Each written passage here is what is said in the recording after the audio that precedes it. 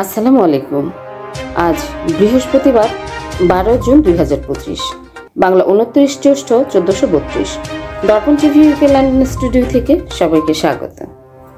বাংলাদেশের রাজনীতির কেন্দ্রবিন্দু এখন যুক্তরাজ্য। ডক্টর ইউনূস ও তারেক জিয়ার বৈঠকের ফলাফল সন্তোষজনক হলে নির্বাচনের তারিখ আগাতে পারে। এই মুহূর্তে বাংলাদেশের রাজনীতির কেন্দ্রবিন্দু হচ্ছে লন্ডন, আর এর কারণ বাংলাদেশের অন্তর্বর্তী সরকারের প্রধান উপদেষ্টা ডক্টর মোহাম্মদ ইউনূসের যুক্তরাজ্য সফর। গত মঙ্গলবার লন্ডনে আসেন তিনি। এরপর শুক্রবারে এ সফর শেষ করে দেশে ফিরবেন।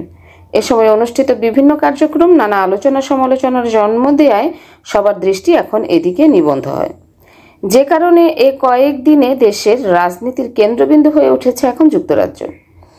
মূলত ডক্টর ইউনূস মঙ্গলবার স্থানীয় সময় সকাল 7টায় হিথ্রো বিমানবন্দর থেকে ডরচেস্টার হোটেলে পৌঁছার সময় থেকে তা শুরু হয়।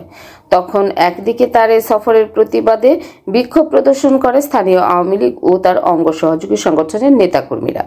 অন্যদিকে তাকে স্বাগত জানিয়ে স্লোগান দেয় সাধারণ প্রবাসী সহ কয়েকটি রাজনৈতিক দলের নেতাকর্মীরা। ফলে উত্তপ্ত হয়ে পড়ে পরিস্থিতি। পুলিশ তখন পরিস্থিতি নিয়ন্ত্রণে আনে। এদিকে ডক্টর ইউনূসের সফর শুরুর আগেই তার সাথে সাক্ষাৎ লাভের জন্য লেখা ক্ষমতাচ্যুত প্রধানমন্ত্রী শেখ হাসিনার ভাগ্নি ব্রিটিশ এমপি টিউলিপ সিদ্দিকের চিঠি দৈনিক গার্ডিয়ান সহ বিভিন্ন মিডিয়ায় ব্যাপক প্রচারণা পায়। এই চিঠিতে তিনি ডক্টর ইউনূসের সাথে সাক্ষাৎ লাভের আগ্রহ ব্যক্ত করেছিলেন। সে চিঠিতে তিনি প্রধান উপদেষ্টাকে কোনো প্রকার সম্বোধন ছাড়াই অনেক কথার সাথে এক জায়গায় লিখেন, প্রিয় অধ্যাপক ইউনূস, আপনি লন্ডনে অবস্থানকালে হাউস অফ কমন্সে আমার সঙ্গে মধ্যাহ্নভোজে অথবা বিকেলে চায়ের দাওয়াতে আপনাকে আমন্ত্রণ জানাতে চাই।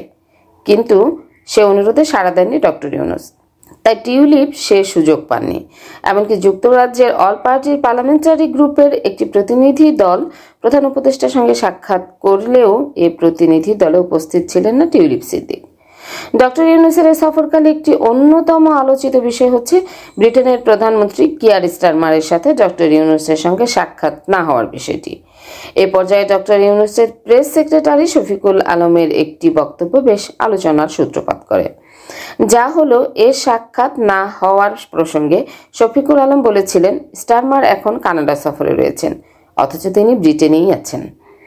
তবে এ সাক্ষাৎ না হওয়ার ব্যাপারে অনেকের অভিমত হচ্ছে। প্রথমত, বাংলাদেশ সরকার দাবি করছে তাদের $247 বিলিয়ন সম্পদ ব্রিটেনে রয়েছে এবং বাংলাদেশ এই টাকাগুলো ফেরত চায়। তাই এটা ফিরিয়ে দেওয়া তাদের জন্য স্বাভাবিকভাবেই অস্বস্তিকর। দ্বিতীয়ত, সম্প্রতি ব্রিটেন ও ভারতের মধ্যে $100 বিলিয়ন চুক্তি হয়েছে, যেখানে ব্রিটেন ভারত থেকে অনেক সুবিধা পাবে, তাই তারা মোদিকে অসন্তুষ্ট করতে চান না।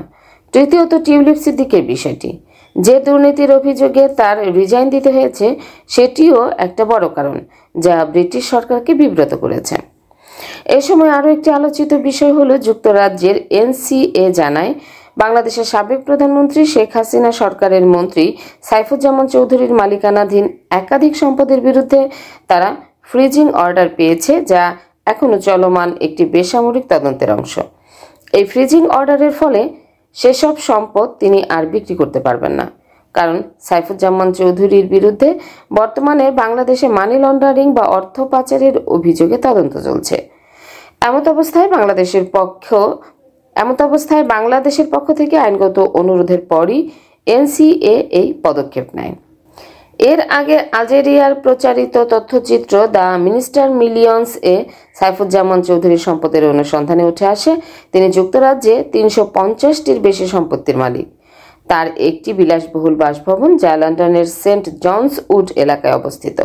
তার মূল্য প্রায় £1,10,00,000, যা বাংলাদেশি টাকায় প্রায় 148 কোটি টাকা। এ সফরকালে বাংলাদেশের বর্তমান রাজনৈতিক পরিস্থিতি নিয়ে ডক্টর মোহাম্মদ ইউনূসের সাথে যুক্তরাজ্যে অবস্থানরত বিএনপির ভারপ্রাপ্ত চেয়ারম্যান তারেক রহমানের সঙ্গে বৈঠকটি হচ্ছে এই মুহূর্তে সবচাইতে আলোচনার বিষয়। আর যেহেতু এটি দেশ ছাপিয়ে বিদেশে হচ্ছে এবং দেশে অন্তর্বর্তী সরকার আসার পর তাদের মধ্যে প্রথমবারের মতো সরাসরি দেখা ও সাক্ষাৎ হচ্ছে, তাই এর অন্যরকম গুরুত্ব রয়েছে।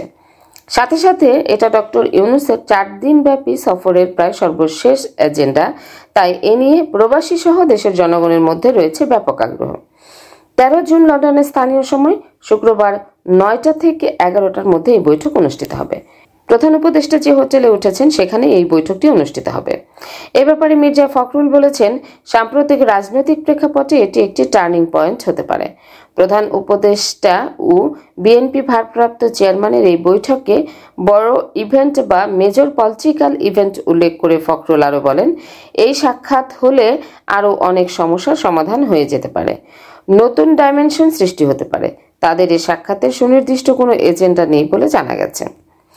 এদিকে অনেকে মনে করছেন, তাদের আলোচনা যদি ফলপ্রসূ হয় তবে হয়তোবা প্রধান উপদেষ্টা ঘোষিত সাধারণ নির্বাচনের তারিখ পরিবর্তন হতে পারে, আর তা কিছুটা এগিয়ে ডিসেম্বর থেকে এপ্রিলের মধ্যবর্তী সময়ে আসতে পারে, আর সেটা ফেব্রুয়ারিতে সাব্যস্ত হওয়ার সম্ভাবনা রয়েছে বলে ধারণা করা হচ্ছে। তবে তা এই মুহূর্তে প্রকাশ না হতে পারে। কি আপা দেখে চলতে পারেন না? সরি আপু, আগামীকাল আমার ওমরার ফ্লাইট। আমার জন্য আবায়া কিনতে হবে, হাজবেন্ডের জন্য তোপ এবং মেহমের কাপড় কিনতে হবে, যার জন্য খুবই প্যারায় আছি। আরে আপু, এটা তো কোনো সমস্যাই না। সালমা আবায়াতে আপনি আপনার পছন্দের সবকিছু এক ছাদের নিচে পেয়ে যাবেন। তাই নাকি? তাহলে তো ভালোই হয়। Salma Abaya House, 118 Whitechapel Road, London E1 1JE. Are you tired from pedaling a bicycle? Then it's time to get an e-bike. Get an e-bike from JMG Bike and get 6 months free services. JMG Bike. We sell and repair. We also sell bike accessories. Visit our showroom today. Remember, for e-bike, JMG Bike. 24 ঘন্টা সপ্তাহে 7 দিন আকর্ষণীয় exchange রেটে সমগ্র যুক্তরাজ্য থেকে বাংলাদেশে টাকা পাঠান। আইএফআইসি মানি ট্রান্সফার ইউকে লিমিটেডের মাধ্যমে যখনই পাঠাবেন তখনই জমা হবে আইএফআইসি কিংবা দেশের যে কোনো ব্যাংক অ্যাকাউন্ট এবং বিকাশ ও নগদ ওয়ালেটে। মানি ট্রান্সফার করতে সার্বক্ষণিক আছে আমাদের মোবাইল অ্যাপ এবং আপনার নিকটস্থ অনুমোদিত এজেন্ট।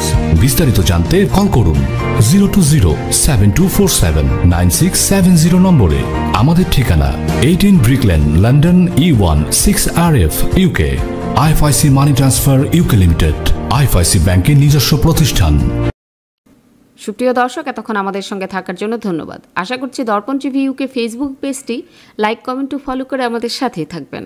আল্লাহ হাফেজ।